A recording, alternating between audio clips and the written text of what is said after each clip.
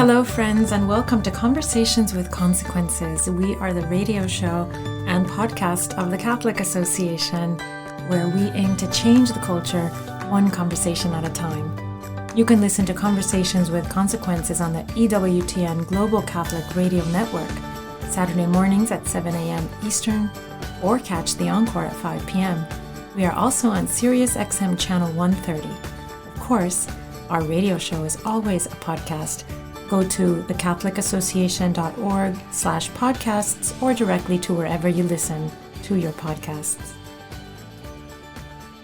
Welcome to the show, Sister Veritas and Sister Anne. Great to be with you. Thanks so much. Well, it's exciting to have you on for two reasons, because we have two really nice things to talk to you about. One that just happened and one that's coming up. So why don't we start with the one that just happened, which is the Seek Conference, which took place just last week, right? A week ago? Yeah. This past weekend. So we're recording during the week, and this took place this past weekend. I was telling you, sisters, just before we hit record, that I was very disappointed because my son, who's a sophomore in college, who's very involved in his Newman Center at school, and he has a wonderful relationship with the Focus missionaries there, and he's very close to them, and he really wanted to go to the Seek conference this year and wasn't able to go because we had an important family wedding, and those things are important too, but I was very disappointed that he wasn't there. So tell us please about the amazing Seek conference, which I have heard has grown and has fabulous attendance. Yeah, it really is amazing. That's the word for it. It's just, it was like 25,000 people coming converging on St. Louis, and really to experience and to praise Jesus and the love of Jesus and be together, and crazy powerful graces. It's a whole week of basically amazing speakers, Eucharistic adoration, the Holy Mass, all these talks, and people literally just becoming on fire for the faith. The energy there is just incredible. And we were just privy to hear about so many amazing graces of conversions, of freedom from sin, of experiencing God's love in a new way. Really powerful things. Mm-hmm. So for listeners who don't know about Seek, give us the background, please, of what is the Seek conference, and who is it who organizes it, and who is it that comes? Yeah, so the focus is really the one behind Seek, so Fellowship of Catholic University Students. And gosh, I can't remember the year that it began, but 25 years ago. About 25 years ago. Yeah. So and we love focus here on Conversations with Consequences. We've had Curtis Martin, who's the originator and the CEO, on, and also just recently we had a Focus missionary from my son's college, who was amazing. His name is Javi, and he gave the most beautiful testimony about being a Focus missionary and his wonderful work at college. But go ahead, sister. Sorry to interrupt you. No, that's great. I love it. Yeah.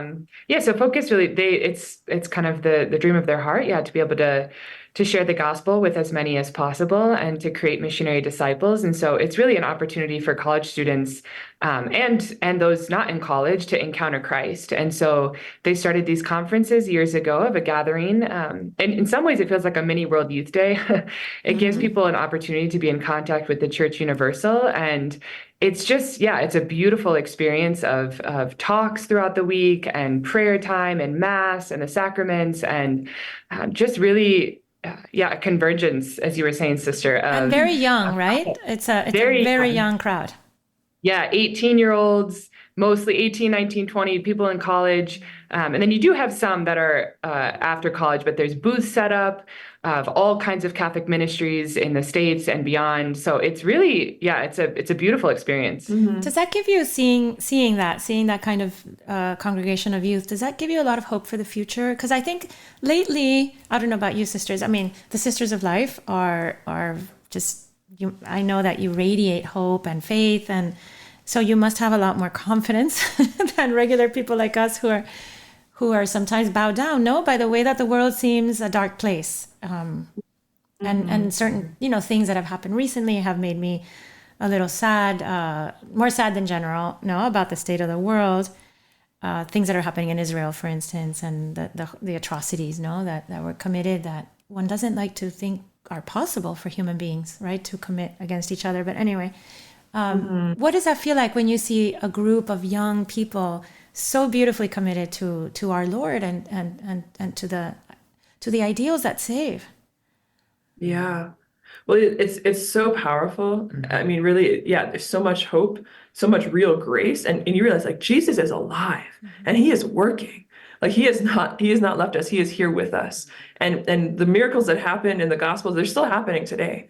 It's not, that wasn't a story a long time ago. It's a continuation of what has happened is still happening. He is alive and he's real and he's moving college students. He's moving their hearts. He's working miracles in their lives, And I remember one of the keynote speakers was saying that they're not the future of the church; they're the present of the church. They're the present, yeah. And it was such a powerful thing to hear, and it's so true. Yeah. There's something about young people that we lose. We know when as we get older that we lose that sense of urgency and that sense that feeling that we can go out and conquer and change things, and that enthusiasm for that, right? Like that's really belongs to youth. And how wonderful that all that youthful possibility and potential is for these young people is wrapped around their faith and around Jesus, around our Lord. It's awesome. Yeah, it's incredibly inspiring. Yeah. So what kind Focus and Seek is it's a little factory of vocations, I'm sure, right? Vocations to all the beautiful paths of Christian life. Do you find that? I was so moved, actually. Yeah, it's very beautiful. I mean, I was very moved by just, the witness of those in a committed vocation.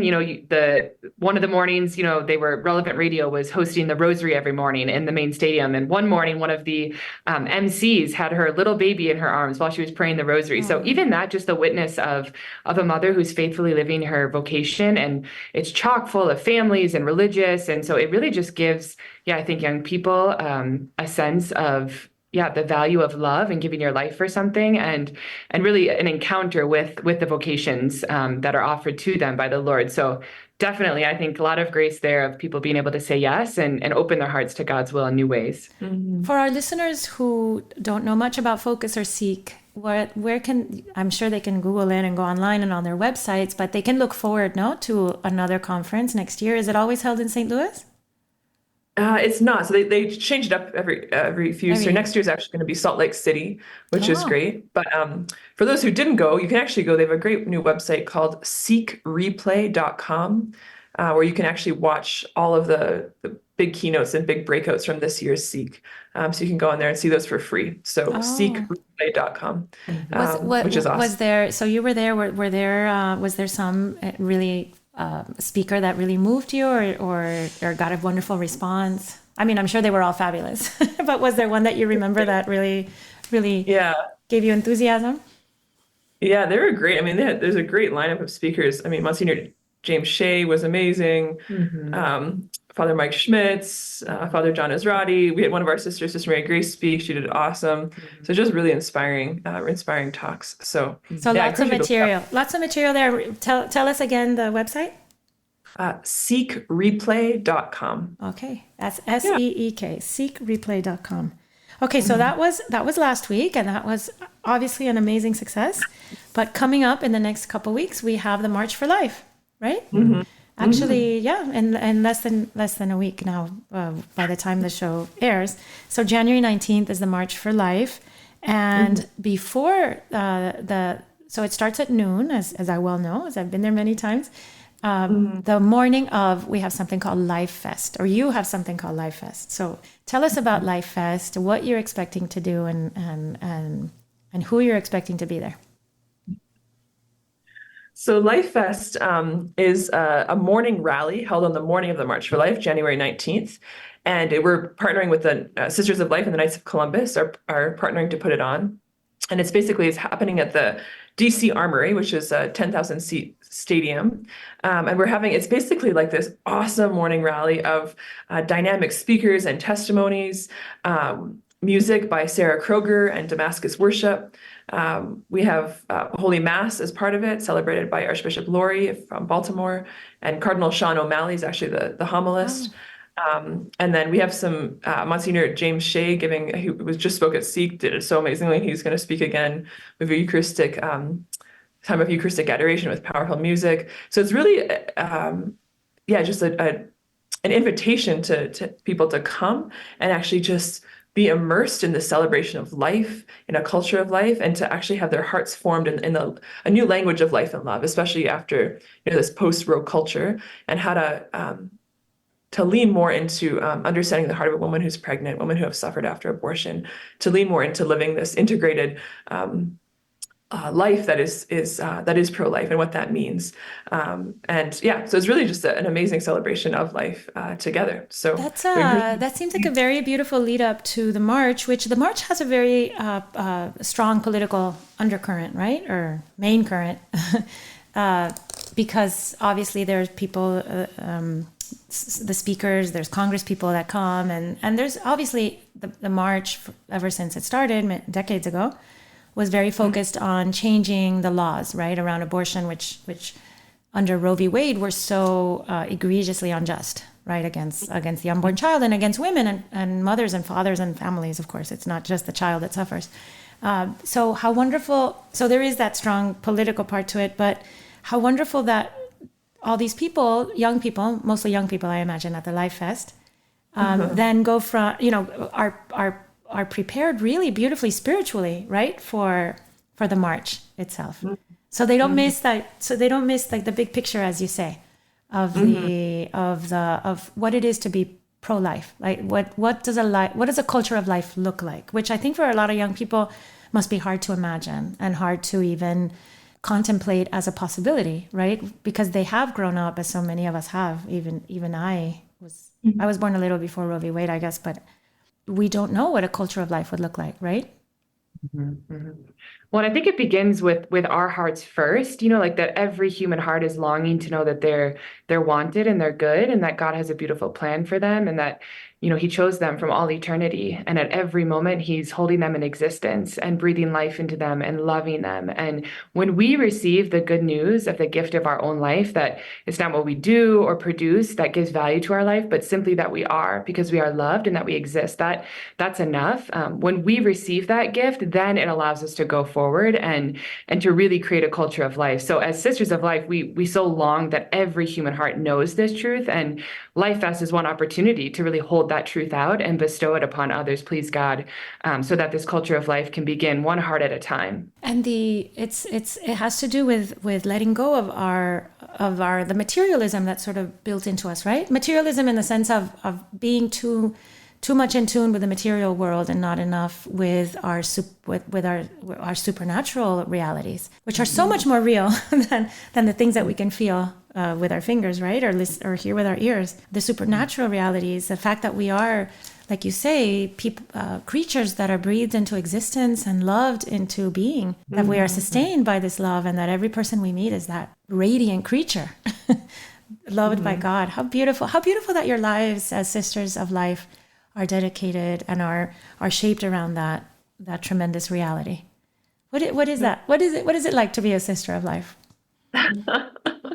I love it. It's so wonderful. I've seen many Sisters of Life. I've talked to many of you, and I've never seen one without a smile on her face. So it must be a tremendously gratifying life. Yeah. It was such a gift. I mean, really just such a gift. And I think each of us are just so moved by, this profound love of Jesus for every human heart, for my heart, and that he desires every human person. Like, you are totally irreplaceable in God's heart or in the world. No one can replace you. Like, it's so, and just to be so moved by that, and to be able to live, in that is so powerful.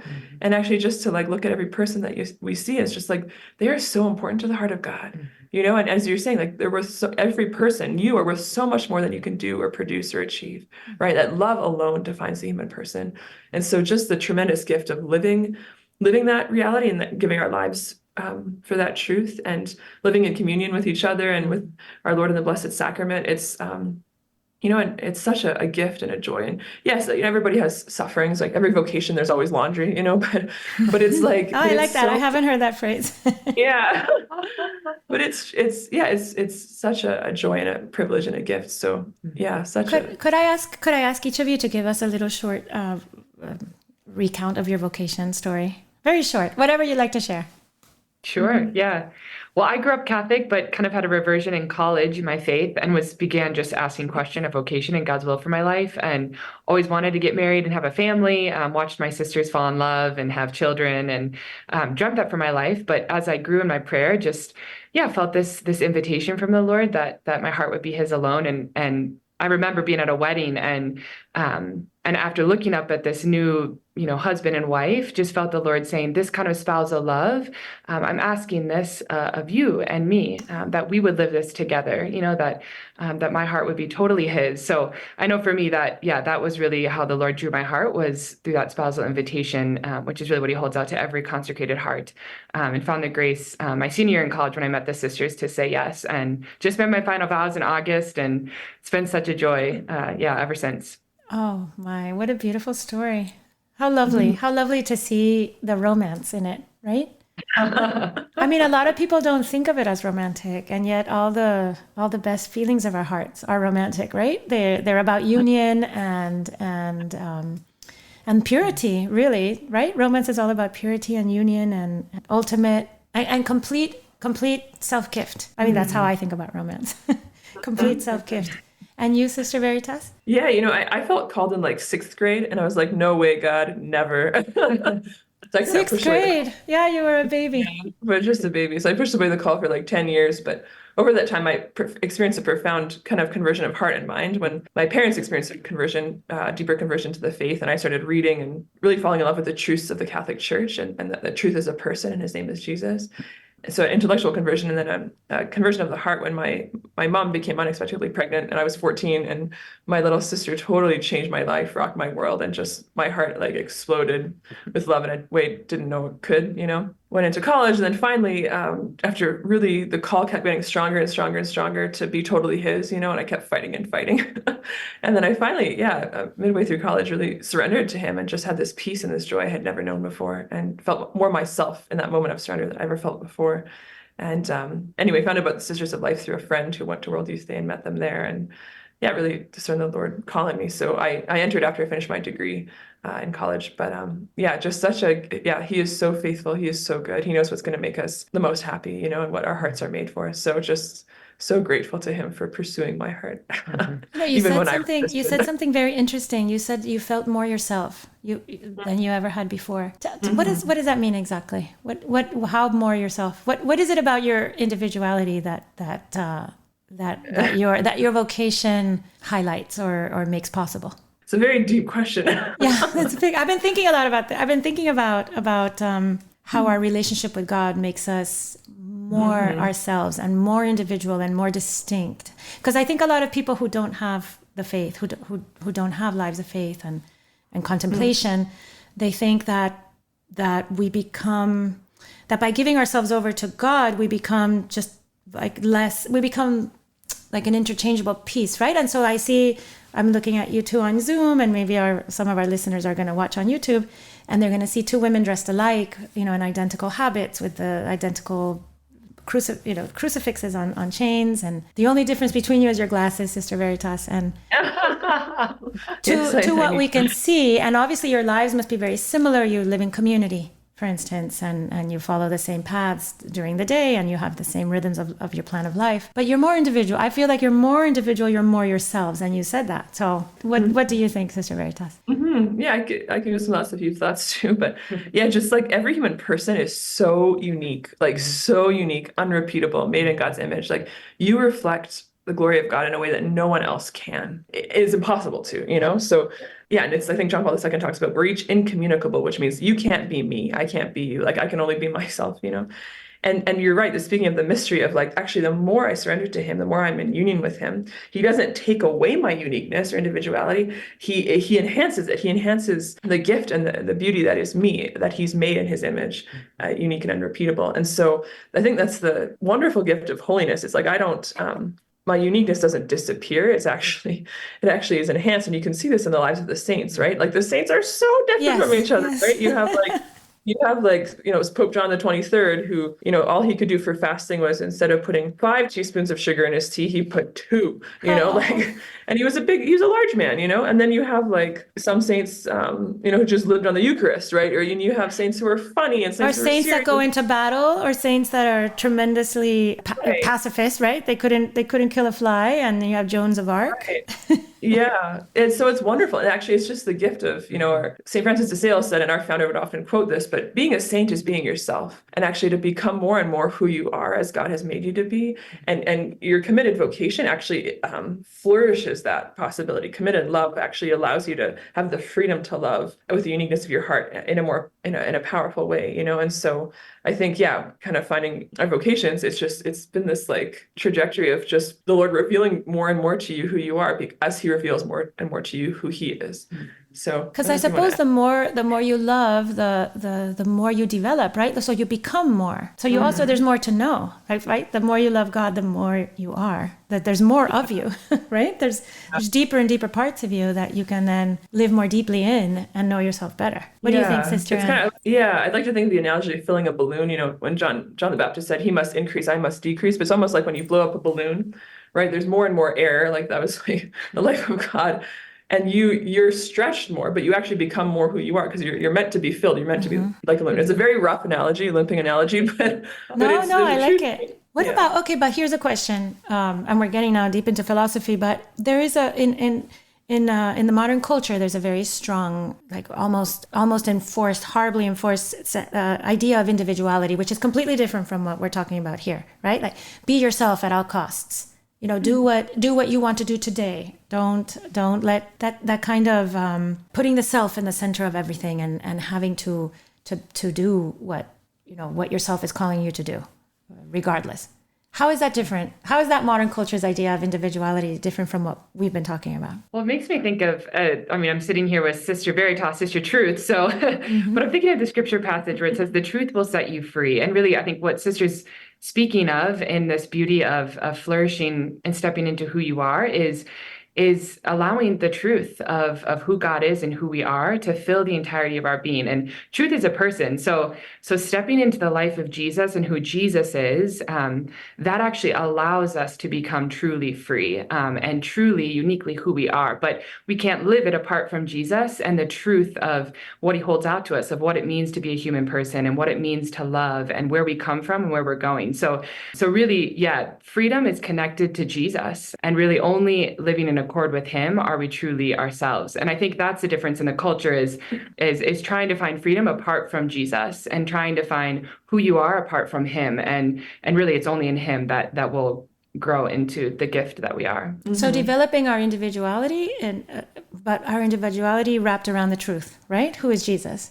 And that allows us to flourish and truly be ourselves in a way that leads us up, right? That leads us to God and not just into a circle of self-regard and conceit. Yeah, because John Paul II talks about how like Christ reveals man to himself, and that by making a gift of ourselves, that's how we find ourselves. And it actually makes me think of just going back to LifeFest. Like, we're part of LifeFest. We're having the relics of the Ulma family present at LifeFest, and these are people who they exemplified what it means.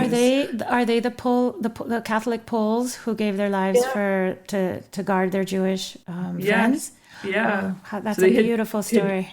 Jewish families during World War II, and then they were caught, and a whole family was killed, including the unborn baby.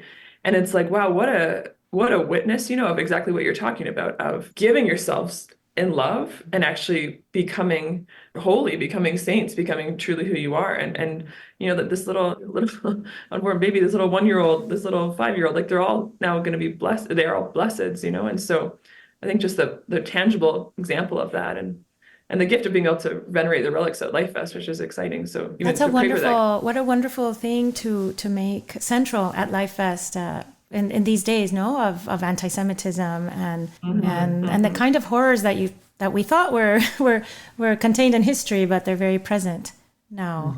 And young people are the ones who can listen very clearly to their consciences, right? I feel like God can speak very clearly to them, and they are the ones that can be the vanguard, right, of all good things in dark times. I can't think of anything better than LifeFest followed by the March for Life and venerating these relics and then the Eucharistic adoration. Can people follow along?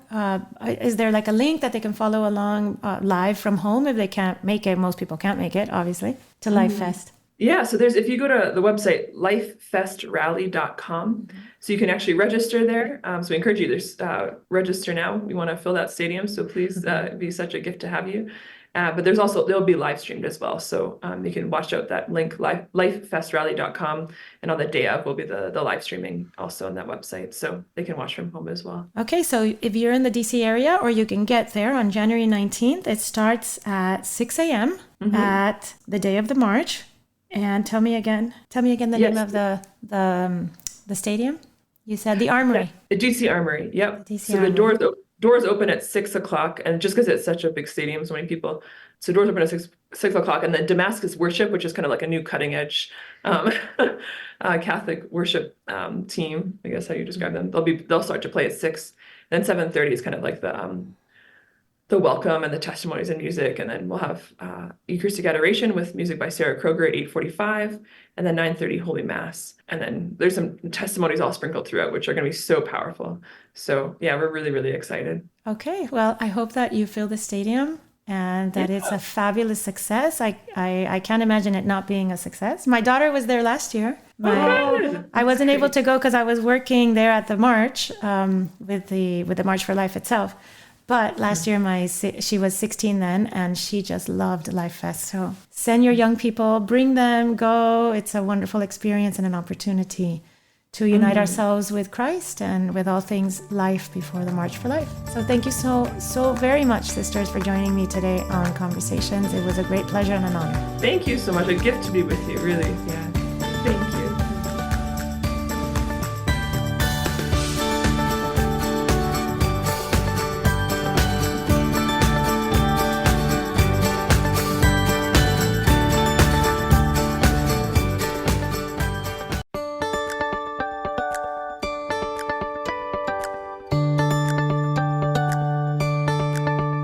Joining us next is Katy Faust. She's an old friend of the show's, a good friend of mine, and she is the author of a wonderful book that we have talked about on the show before called Them Before Us, about the rights of children and how the rights of children supersede those of adults, when it comes to sexuality. And Katy has some wonderful ideas about that have been, to me, very illuminating and very, enlightening of the way I think about human relationships and sexuality.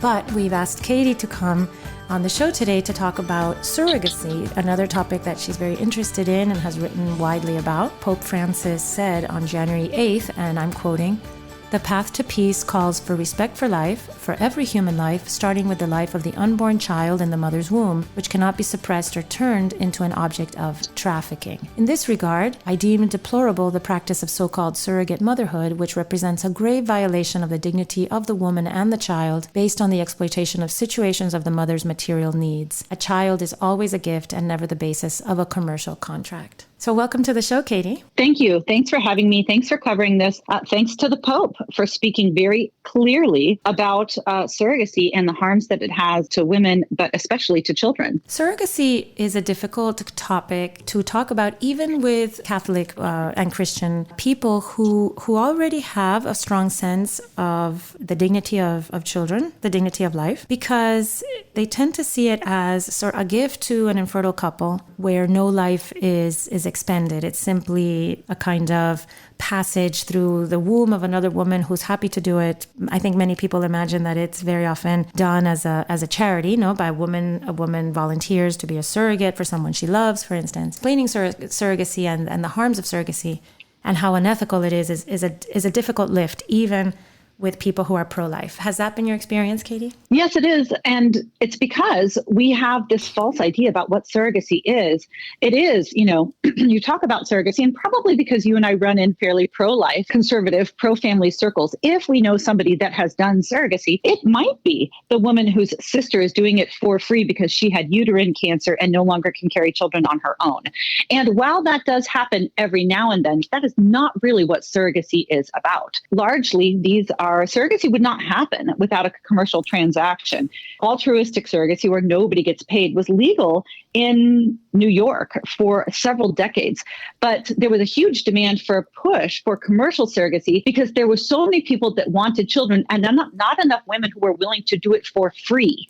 And so the vast majority of surrogate pregnancies are commercial in nature. There is direct payment going from the intended parents to the surrogate parents. So we need to just let go of this idea that this is always just about one woman helping another infertile woman who's then going to take her own biological children home. When we really look at what surrogacy is, it is not about babies going to moms and dads. It is about on-demand designer babies shipped worldwide. It is about Chinese men using Californian surrogates to custom order a child and then take them back to China where surrogacy is illegal and establish a foothold for citizenship in the future through their baby. It is about grandfather-aged men procuring children that are completely unrelated to them. It is about single, double, or triple men acquiring children that they would never have been approved of if they had to undergo screening or vetting or background checks like adoptive parents. It's about a way for predators to gain access to children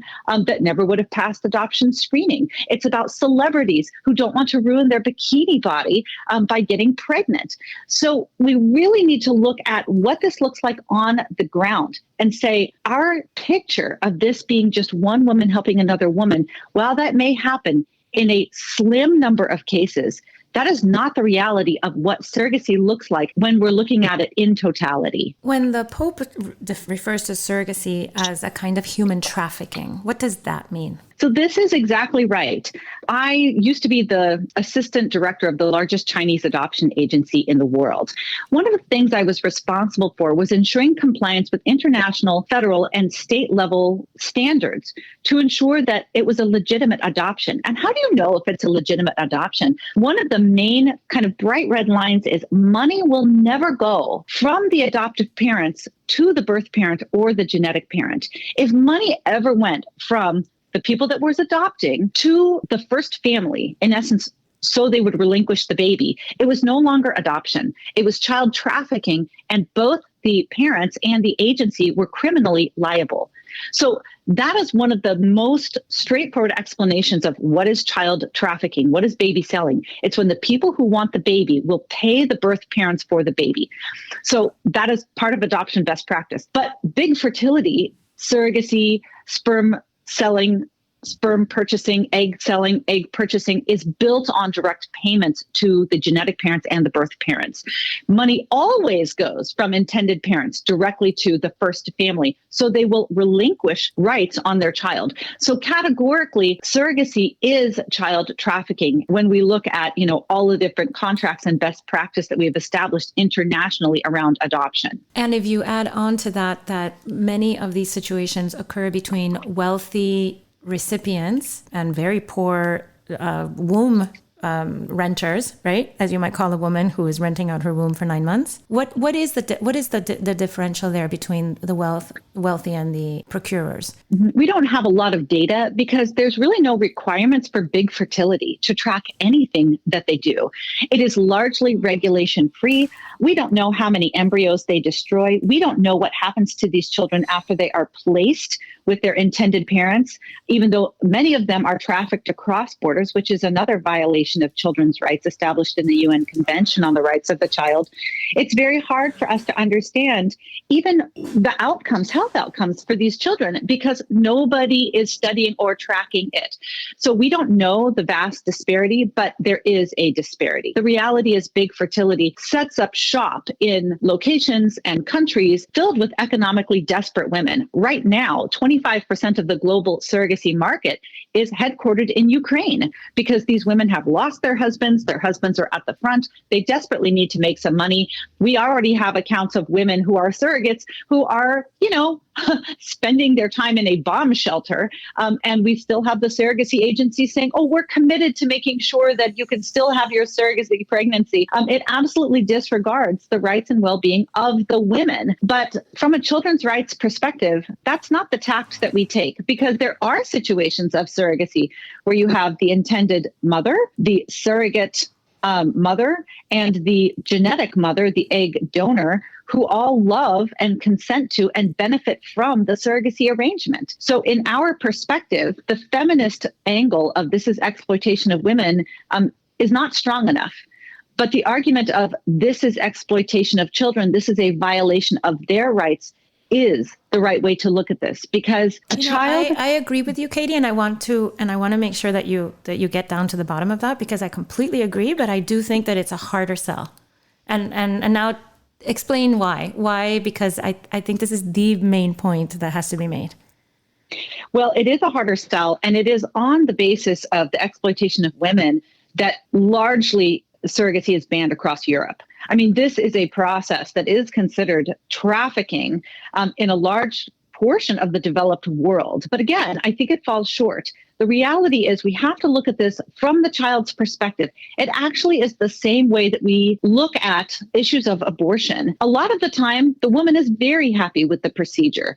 All the different adult parties are happy with the procedure, but the child would never consent to losing their life, even if they have a difficult diagnosis, even if they're going to be born into a home where there's maybe only one parent, even if there might be increased poverty, the child does not consent to their own death. Similarly, in surrogacy, the child does not consent to losing a relationship with their birth mother the day that they are born. Now, you and I are both adoptive mothers. You and I understand that sometimes tragedy takes place and the child cannot or will not be raised by their mother. But neither you nor I would say that's ideal. We should commercialize, incentivize, and promote that child loss, and especially in the name of, what the adults want. So we need to recognize that there is a tragedy when a child loses a relationship with their birth mother.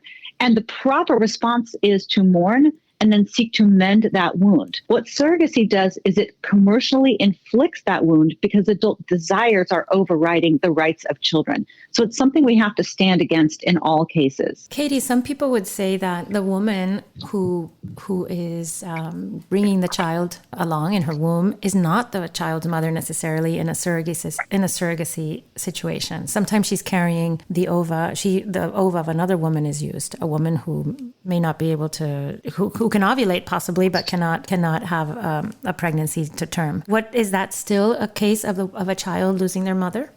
Yes, and I would say it's even worse. And here's you talk about how it's hard to explain this to people. Let me tell you the most accurate way to explain surrogacy to someone from the child's perspective. What surrogacy does is it splices what should be one woman, mother, into three purchasable and optional women. So those three women are the genetic mother who contributes the egg, and that is the mother, the person that is responsible for half of the child's biological identity. And that's the woman that they will fantasize about if they're like other donor conceived children, wondering, what is she like? Do I look like her? Do I get my affinity for art and music from that woman? Does she know that I exist? Do I have grandparents that know? Do I have other half siblings from her? So the genetic mother contributes the egg and the child's biological identity. The birth mother is the woman with whom the child forms a bond for the first 9.5 months of their life, a bond that lays the foundation for trust and attachment, a bond that many children who were adopted would say they experienced a primal wound because they lost a relationship with that woman the day that they were born. And then the third person that the third aspect of motherhood that's spliced through surrogacy is the social mother, the woman who will provide the female distinct love, affection, care for the baby every day of their life as the child grows. So the way that God, natural law, and our biological realities have established for children is for all of those mothers to be found in the same woman. And when they are not, the child experiences loss. And what surrogacy does is it says, which of these three women do you want? Which one do you think is optional? Which one do you think that you personally want to get rid of? 1, 2, all three? Surrogacy always insists that children lose a relationship with their birth mother, which is 1/3 of the critical aspects of motherhood. But very often, the child will lose a relationship with all three. They will be starved of a genetic connection. They will be severed from the bond with their birth mother, and they will be raised in a home absent of maternal love altogether. Here's a tough one, Katy, for you and I as adoptive mothers. I've talked to people who've acquired children through surrogacy and told them how I feel about it, that you and I share. And they've said to me, but you're an adoptive mother. You must understand that what really matters to the child is that they have a mother that loves them. How can you say that you are less of a mother than the woman who gave birth to your child in China? Well, we are our child's mother, and we are giving them that distinct female love that satisfies their soul and that maximizes their development. And thank God for the redemptive institution of adoption. But I would tell those women, just like I tell everyone else, and just like I've been very honest about with my son when he has had questions or he has had sadness around this loss. And that is, I can't fully compensate for everything that my son has lost. But we spend quite a bit of time at Them Before Us talking about how adoption supports the rights of children while big fertility, including surrogacy, violates the rights of children. And the distinction comes down to this one issue, and that is, in adoption, adults are doing hard things on behalf of children. In both big fertility and adoption, the child experiences a wound. But in adoption, the adults who are raising the child are seeking to mend the wound. Adults who are raising children created through a third party, somebody else's sperm, somebody else's egg, somebody else's womb, they have inflicted the womb on the child. In adoption, the adults are conforming their life to the rights and needs of the child. In big fertility, the child has to conform their rights to the desires of adults. And the one study that we have that compares outcomes between adopted children versus children created through sperm donation shows that the adopted children fare better, even though they're being raised by neither biological parent versus the sperm donor kids who are being raised by at least their biological mother. Why is that? Because creating children through big fertility inflicts a psychological burden on children because that wound was intentional versus adoptive families that are formed because adults are seeking to do hard things on behalf of the child and mend their wound. Children who grow up without their mother or father, at Them Before Us, we have profiled a variety of children from really every form of modern family who had to experience mother or father loss to be in that modern family. That's literally the definition of modern family, is the child has to lose their mother or father to be in it. Mm-hmm. And what we do is we profile in chapter 9 of our book, we sort of distinguish,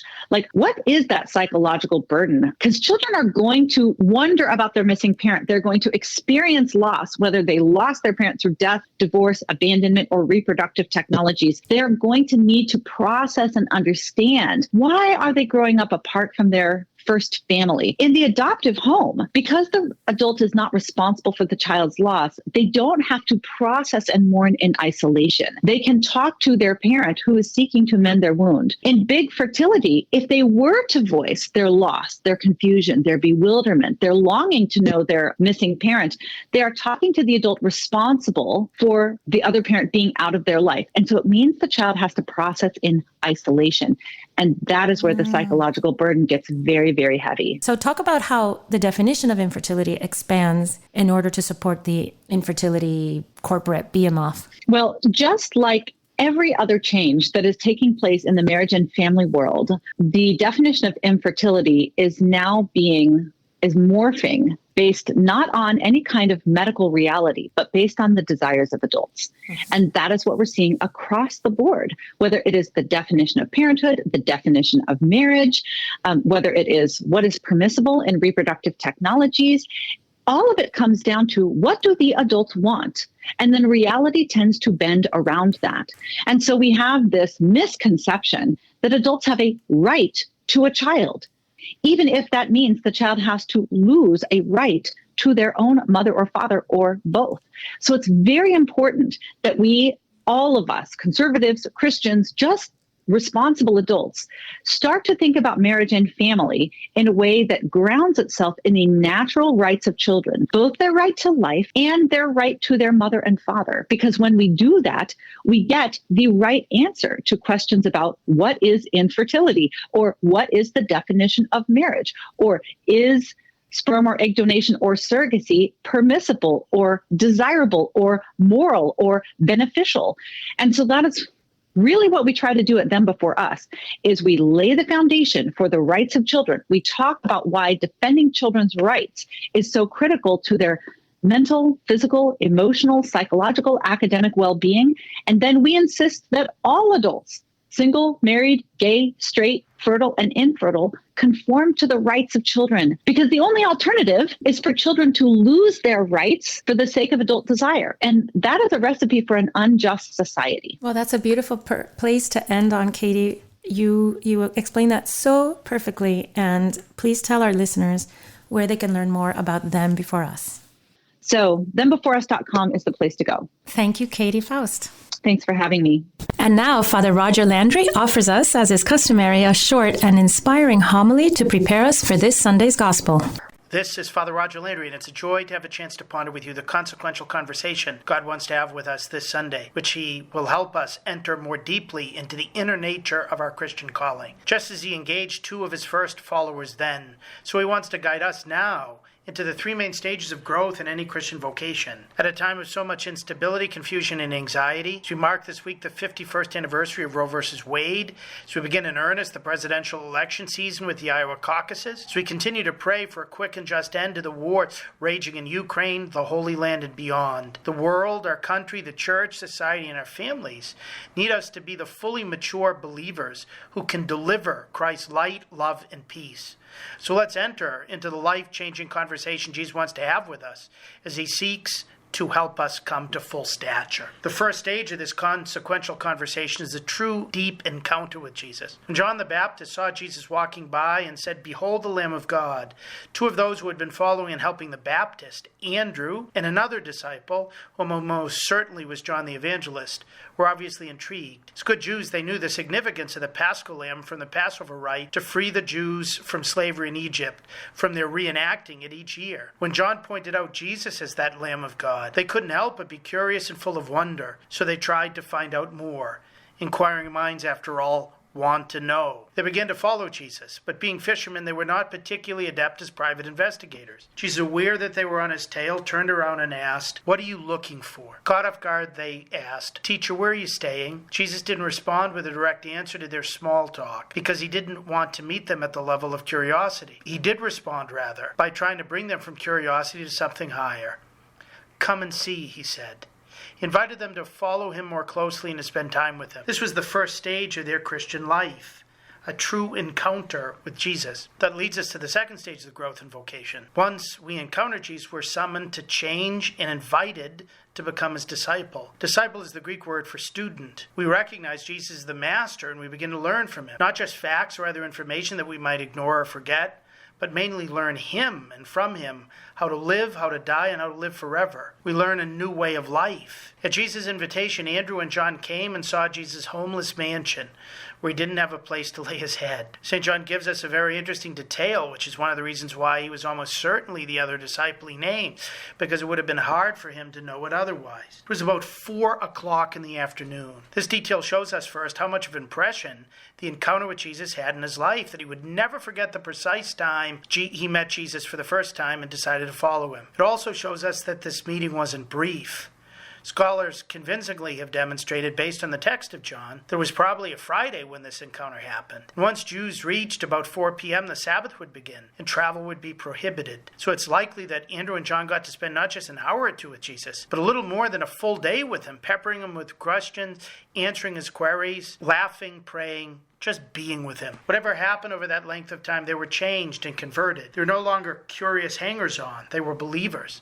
They were prepared out of that faith to follow him faithfully the rest of their life on earth. When he would later visit them on the Sea of Galilee and call them from their boats, nets, fish, families, and homes, they responded immediately. But because they really believed in him, they were not content to remain merely at the level of discipleship. Andrew, as soon as the Sabbath was over, quickly moved to the third stage, which is the apostolate or mission. Once he was able to travel, he ran to find his brother Simon to announce to him the news any Jew would have longed for centuries to hear. We have found the Messiah. He couldn't refrain from sharing with the brother he loved that they had won the jackpot of jackpots. Then he did something more. He brought his brother Simon to meet Jesus so that his brother could share the same joy. Little did Andrew know what the Lord would do with his brother, that Jesus would change Simon's name to Cephas, Peter, meaning rock, and later say, "You are Peter, and on this rock I will build my church, and the gates of hell will not prevail against it." All Andrew did was announce the good news to his brother and bring him to Jesus. Jesus did the rest. Little do we know what will happen when we announce Jesus to others and try to bring them to encounter him and choose to follow him. That's something we don't need to know. Once we've really encountered Christ, however, once we've really begun to learn from him and follow him, we're impelled interiorly to share him with others so that he can work the same wonders in them as he has worked in us. Jesus wants every one of us to engage in just as consequential a conversation, so that we, like them, might pass through these three vocational stages. There are many people who remain, even into adulthood, at the level of mere fascination with Jesus. They're admirers, but never really encountered him at the life-changing depth Jesus desires. Even Catholics who have received all the sacraments of initiation can still not have taken this first step in the ladder of faith. They might know a lot about Jesus. He's clearly too famous to forget, and his claims about heaven and hell, and about the importance of our choice on earth, are too important and easily to dismiss. But they encounter Jesus at a safe distance, as an important historical figure, as a religious leader, and behave as if they're followers of Jesus because they try to live by some of the principles he taught. But they mainly go through the religious motions, hedging their bets. They may come to Mass, they may receive Holy Communion, they may say some prayers, but they won't really center their life around listening to the Lord speaking to us in prayer and calling us to change. They'll be good to their neighbor and perhaps support the church without really putting their hearts into it. To the many people at this vocational stage, Jesus says, full of tenderness, "What are you really looking for?" He invites us to come and see, to enter into his life more deeply. He tells us, "I am the way, the truth, and the life," and beckons us to follow. Jesus eagerly wants all those who are at this stage to encounter him at a personal level, and from there be upgraded to the status of true disciples on the inside and outside both. Discipleship is the second stage. Like with Saints Andrew and John, this means not just meeting Jesus, but staying with him and following him wherever he wants to lead. It means treating him not just as someone who's important in our life, but as God, as the single most important reality of our existence, for whom we'll sacrifice everything else if necessary. A true disciple of the Lord will live a life of deep prayer. Will make Mass the source and summit of his or her existence. Will seek to be a good student, sitting at the feet of Jesus the Master and pondering his words in sacred scripture and trying to act on them. Will love those who the Lord loves and has called into the family of the church as well. Are we at the stage of discipleship? Is our relationship with Jesus the most defining reality of our life? If he were to call us today to follow him more intimately, to make a major change in our life, are we prepared because of that relationship to leave everything else behind to follow Jesus in his footsteps? Jesus wishes to give us the grace all of us need to live at this level. But as important as this is, it's not enough. Once we recognize the beauty of a life of true discipleship with Jesus, we naturally want to share that reality with those we care about. Like St. Andrew, true disciples cannot stop from bursting out to all those around them.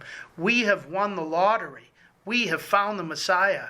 We've encountered God and his salvation. If we love Jesus, we'll naturally want to spread love of him. We'll want to bring others to him so that they can experience the same joy we've found. Jesus, of course, could have stayed on earth until the end of time and proclaimed the gospel himself to every man and woman. But he loved us enough and trusted us enough that he wanted us to share in his mission for the salvation of the world. Today, the Lord wants to stoke in us a desire for the full flourishing of our Christian vocation and to come to him and be sent by him to be a holy disciple and an ardent apostle. This Sunday, Jesus wants us to follow him to his house on earth, to the place where he dwells, where he speaks to us, feeds us, and renews us.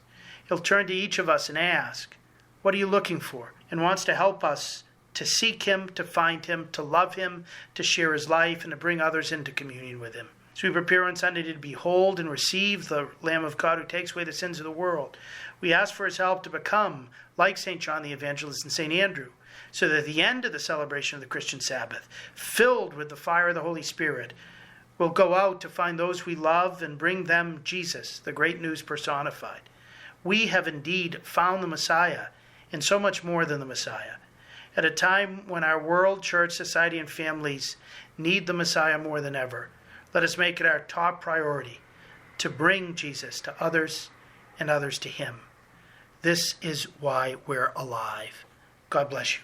Thank you, Father Landry. To hear more from Father Landry, check out his website at catholicpreaching.com, and you can also catch his writings at EWTN's own National Catholic Register. A big thank you to all our listeners for joining us. I hope that this show was helpful. I hope that it gave you more peace and more hope and more joy, and you go with our prayers.